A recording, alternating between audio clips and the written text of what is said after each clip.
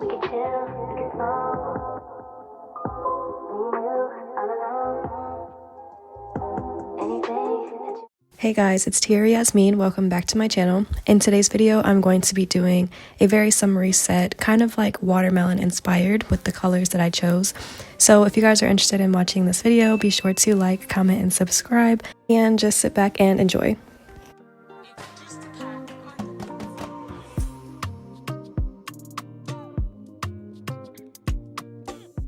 So in the spirit of summer, I'm just doing a bunch of summer inspired sets. I'm trying to keep everything that I'm doing recently or as of lately very summery, very beachy, very just like tropical, anything that can kind of get you in the mood for the new season. I'm super excited for summer. I don't really know why. I just, for some reason, I'm really excited. I think partially because I just got back from a tropical vacation and that was my very first time doing that. So I'm feeling extra inspired ever since I've been back. So just expect a lot of new content that has to do more with like summery colors and vibrancy and that kind of stuff.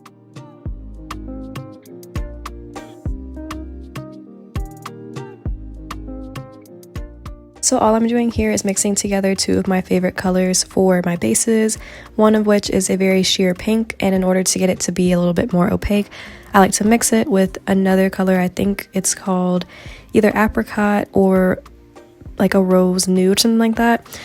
It's from the brand that you see here, and I have it linked in my Amazon storefront, so if you guys are interested in checking it out for yourselves, I promise you guys will not be disappointed. It's such a good base color. It's very universal and it just goes with a lot of people's skin tones, but again, they do have various other colors, and obviously for this one, I'm going for a more pink look, but like I said, this more nude color kind of gives the opacity element, and then I'm just going back over it with the pink again.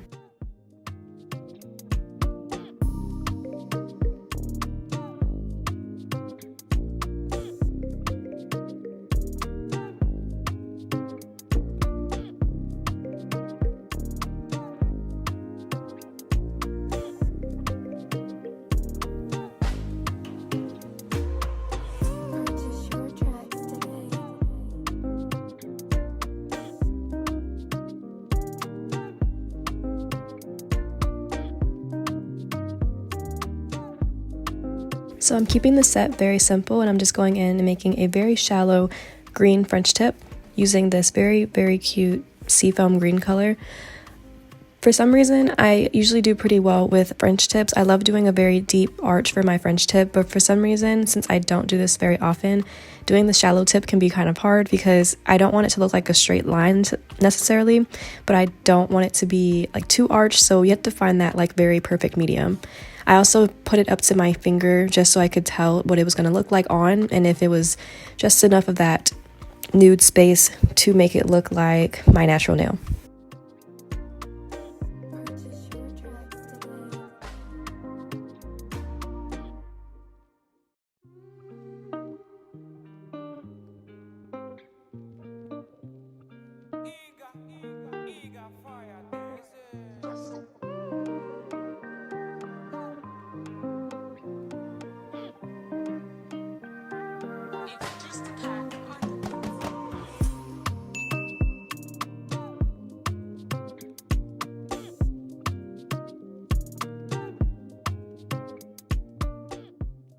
So as you notice, I'm only doing it on the middle three nails, and then the other two, the thumb and the pinky, are going to just be airbrushed, and you'll see me finish that off later on.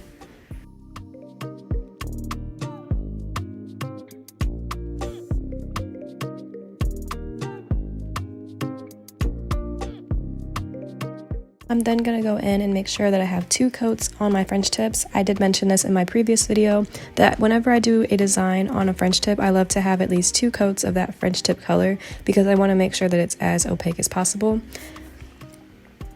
It just gives it a very finished and good look. I feel like it does not look as good, especially when it's a kind of sheer color, so you have to make sure that you're doing two coats of that.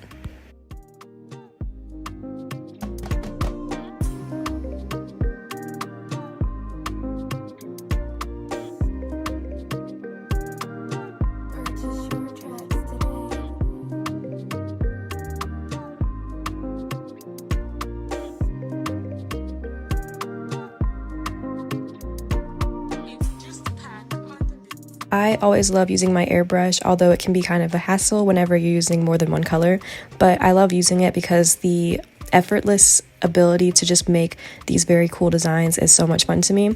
So I'm just going in with that same green color that I used for the French tip, and I'm just gonna layer it up until it becomes a nice green color, kind of providing this aura effect on the nails. I do, like I said, put a couple of coats of this because I want it to give it a little bit more depth. I feel like whenever you use your airbrush and sometimes you're using the colors, it can be a little bit of a gradual process to kind of get the colors to build, but it's definitely worth it. I think in order to combat that, use more nail polish than you are liquid. I use acetone for my solution. Not necessarily sure if that's like the best, most healthy way to go about it, because those fumes, I promise, will kick you right in your nose. So maybe I should explore other options. I know that they make like nail paints and like things like that. I think things that are specifically for airbrushes, but your girl is just a, nail artist. I'm very novice. I'm very much like very intro to this.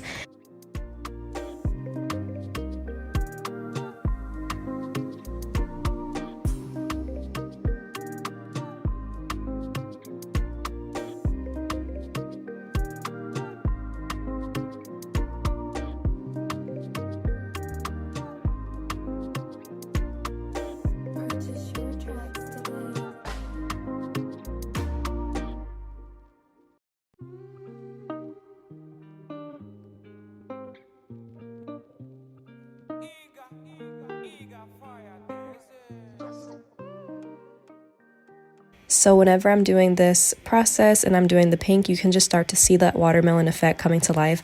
I'm only calling it that because of the colors, no other reason. I just feel like it gives me a kind of watermelon vibe.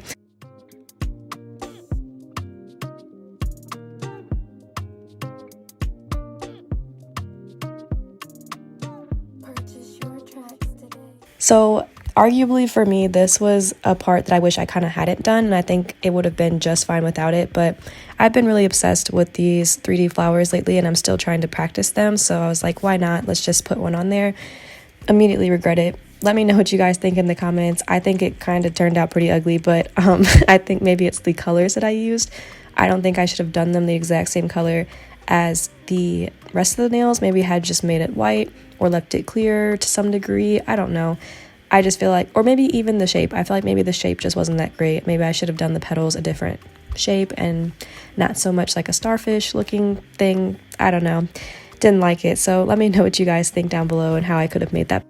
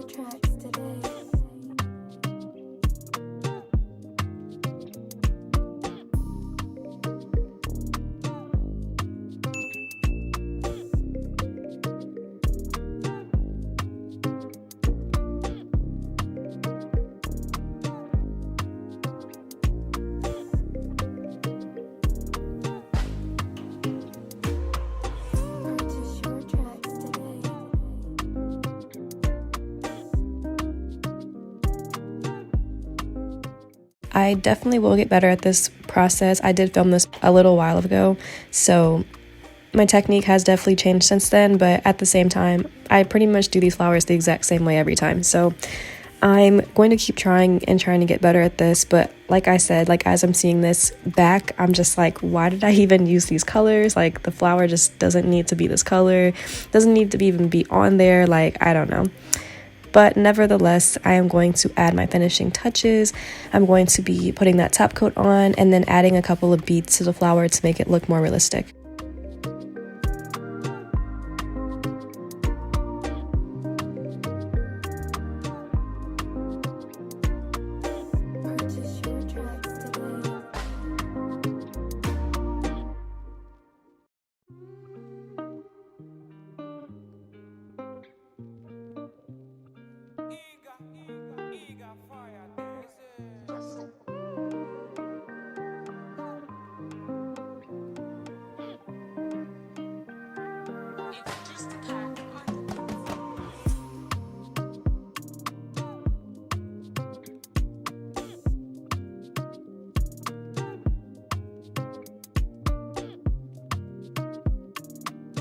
Purchase your tracks today.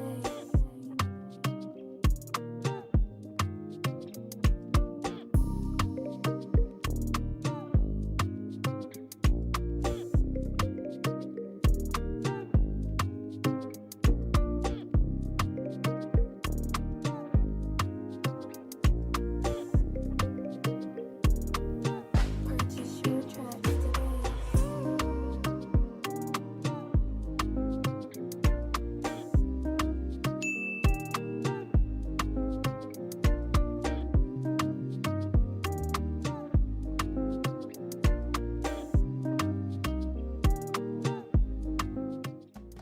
I almost totally forgot. One of the cool things that I added to this set, although it looked fine before, I feel like these little water droplets gave it more of a like fresh vibe. I think that it's really cool to have these little 3D elements on there, and they just stand out and they look very nice on there. So I did a couple of those on the middle nails, not on the ones that are on the ends, the thumb and the pinky. I don't know why, I just chose not to, but I think they turned out pretty cool.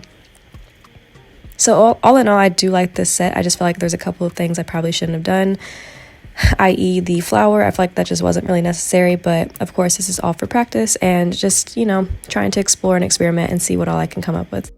So this is what they look like on, and I always love a set more whenever I have it on my nails for some reason. I feel like whenever it's on the nail stands, I can't appreciate it as much, but this is what it came out to look like. I think it's actually pretty cute, even with that tacky little flower on there. So thank you guys so much for watching. I hope you guys enjoyed. Be sure to like, comment, and subscribe. We're on the road to 5K, so we have a little ways to go, but I love every one of you that has joined the journey so far. I'll see you guys in my next video. Bye.